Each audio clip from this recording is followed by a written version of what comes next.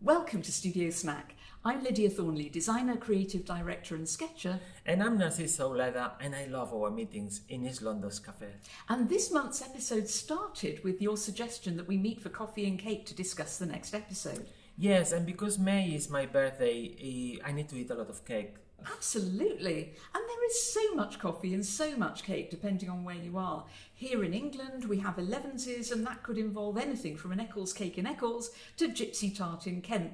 I will associate that forever with school dinners. There's fika in Sweden, love a cinnamon bun, café und kuchen in Vienna, patisserie in Paris, Portuguese custard tart. My favourite. Then I thought about a cannolo and, well, what? Cappuccino after 11 is not done in Italy, it's an afternoon thing in Germany. Narcis, you have churros and chocolate in Spain, and I know you have more. Yes, so when I was trying to think what would be the equivalent in Spain of coffee and cake, in my mind came churros. I think it's a very good snack, by the way. It's not a dessert. It's a very good snack for 11th with your coffee, but also works very, very well in the afternoon, what we call merienda, which is the afternoon snack. When I thought coffee and cake, it doesn't really work because usually we have coffee and croissant or coffee and bocadillo, which is a small baguette. So I thought that maybe for us in the morning is the coffee. And in Spain, coffee is quite a culture. We also have like quite a specific way of ordering coffee. For example, if you order café solo, a coffee, you will get an espresso, not like a long coffee. If you wanted something more similar to the coffee that we have here, you would have to get an Americano. If you add a little bit of milk on the coffee as an espresso, it would be a cortado. But if you add a little bit more milk, then you would get like a café con leche, which is slightly stronger than a latte. But my favorite is in summer when you ask for a coffee with ice, café con hielo, which it comes with an espresso with a glass with ice, which is really refreshing. But Lydia, I think you have a lot more interesting stuff for us. Oh, I do. And ever immersive in my research, this has involved a lot of coffee and cake while I look into it. Now, we're thinking of this as a European thing, and indeed, coffee was introduced to Europe in the 1600s. But coffee houses go back to the Ottoman Empire, 15th century Damascus and Mecca, then onward to Istanbul in the 16th century. And it was the Ottomans who brought coffee to Vienna. It dates back to the Battle of Vienna in 1683 during the Great Turkish War. The first coffee houses came soon after that, and by the turn of the 20th century there were over 600 of them. And now the cake is as important as the dizzying array of coffees. But coffee plus baked goods likely originated in Denmark in the 17th century, eating sweet bread, but not originally as a genteel gesture of friendship. It was a rebellion. A community in Jutland under Prussian-Austrian occupation was told that it couldn't have schnapps with its coffee.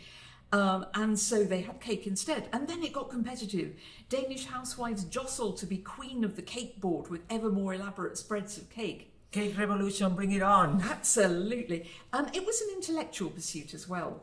Viennese coffee houses were not just beautiful, but steaming with writerly creativity. And similarly in Paris, which claimed the earliest literary cafe in 1686.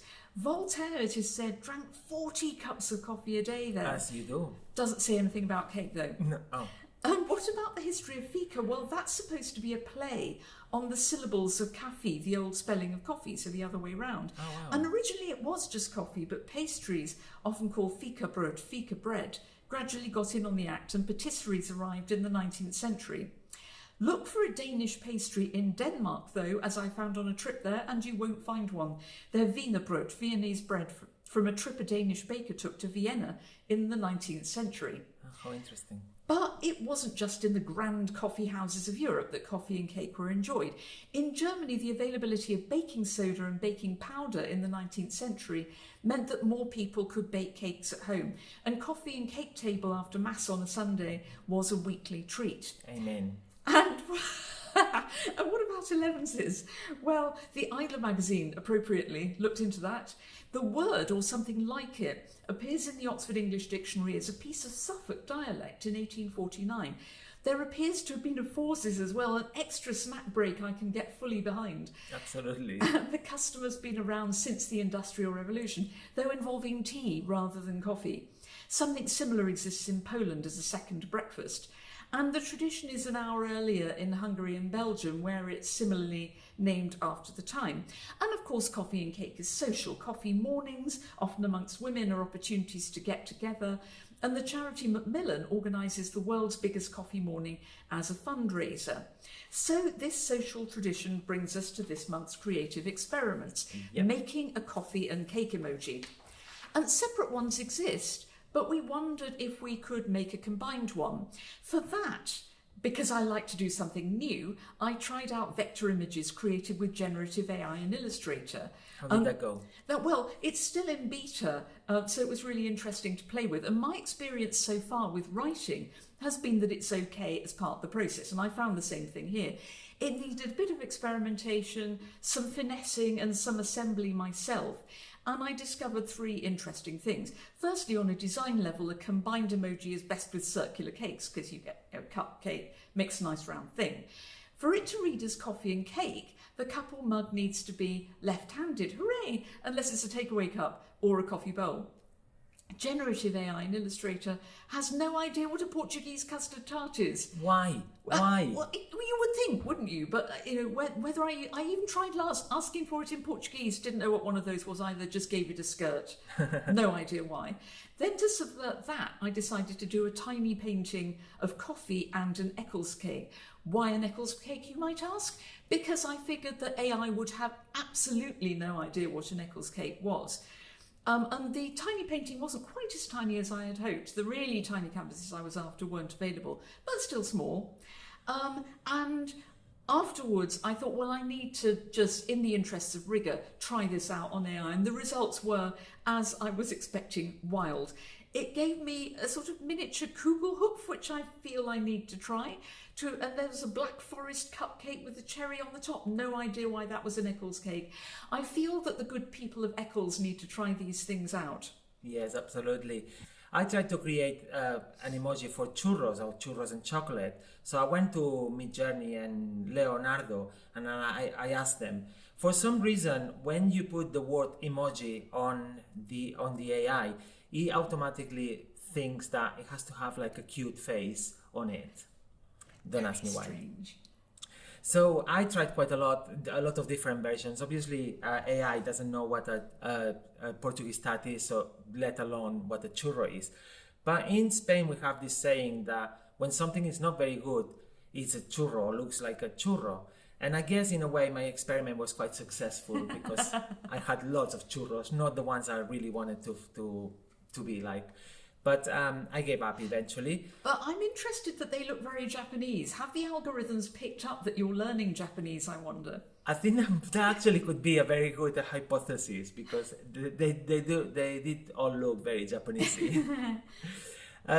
So I went then to create an schematic graphics for how to order coffee in Spain, which is slightly off the brief, but I just thought at least it's going to be something a little bit more controlled. So I designed it myself. And I love those. It's a whole new kind of iconography to have for holidays.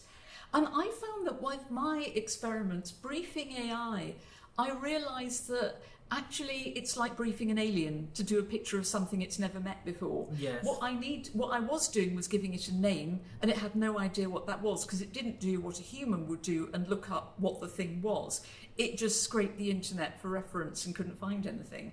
And what I should have done was explain exactly what this thing was, what shape it was, what it was made of, what its texture was, to give it a chance. So it was a case of garbage in, garbage out, but it's taught me something interesting about briefing and about expectations from something that's effectively being my assistant. Yes, I think AI is going to be very good, or is very good at doing a task that you ask, and the more prescriptive you are, the better. Yeah. It's more like an intern as opposed to someone who is already educated.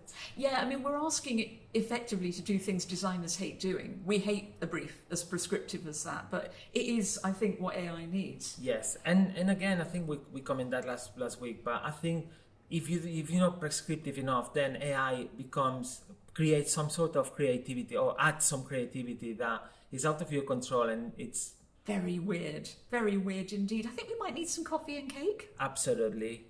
Join us next month for another studio snack.